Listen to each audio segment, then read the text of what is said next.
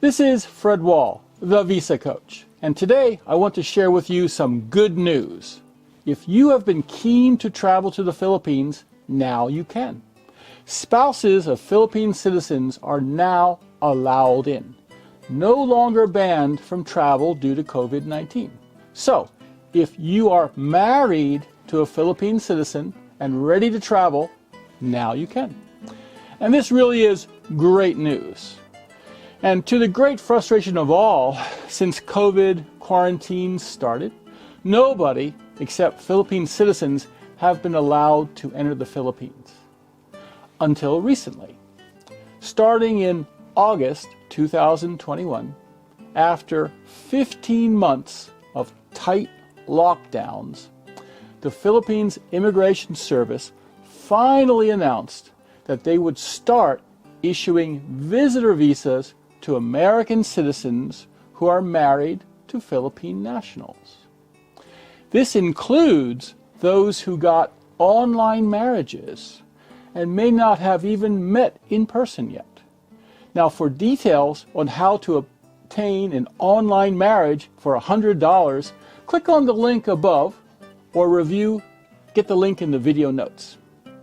The visa now available to allow American spouses travel to the Philippines is called a 9A temporary visitor visa. To apply for it, reach out to the nearest Philippines consulate, fill in an application form, pay $30, and provide supporting documents and evidence.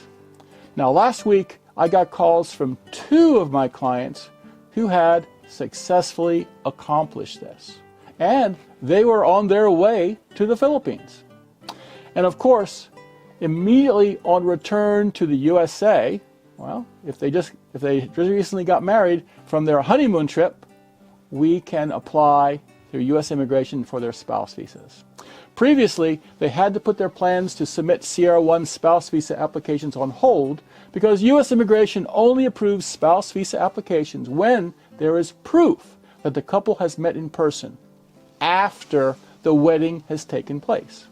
So, not only are these couples on the way to their honeymoons, but are finally making progress to complete the necessary steps to have a life together in the USA.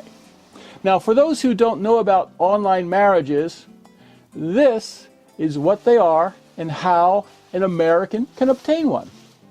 An officiant based in Utah can conduct a lawful marriage ceremony over a Zoom video conference. This is called a web conference wedding. It is not a proxy wedding, as a proxy wedding means, well, one of the couple is absent and someone else is standing in as a representative, a proxy, at the ceremony. At the web conference wedding, well, everyone is present. Bride, groom, officiant, and witnesses, all via a Zoom video conference. And the result of this wedding is a binding and acceptable marriage certificate, and it does not mention that the ceremony took place online. It reads the same as any marriage certificate proving a lawful marriage has been entered into. And this proof of marriage is totally acceptable to the Philippines and can be registered in the Philippines at the PSA, the Philippines Statistics Authority. But for immigration purposes, for U.S. immigration purposes, you're not quite there yet, because U.S. immigration requires this piece of paper showing a lawful ceremony has taken place. You got that one. And on top of that, also requires proof that the couple spent time together in person after the ceremony. And due to COVID, well, this in-person requirement has been very hard to satisfy until now. So here is how you can apply for your Philippines visa. Your marriage needs to be recognized by the Philippines government. And if you married in the Philippines, this should have followed as a matter of course. Obtain a certificate that confirms your marriage from the Philippines Statistics Authority, PSA. And if you married outside the Philippines, or online, then register your foreign wedding certificate at PSA and wait on them to issue their corresponding certificate. Do a Google search on what Philippines embassy or consulate location is responsible for handling cases from the state where you reside, and download from that consulate an application form for the 9A temporary visitor visa. Fill it in. Gather the documents and evidence needed for your application, and usually this includes, well, your passport, your PSA marriage certificate, proof of income, a visa photo, and an invitation letter from your spouse.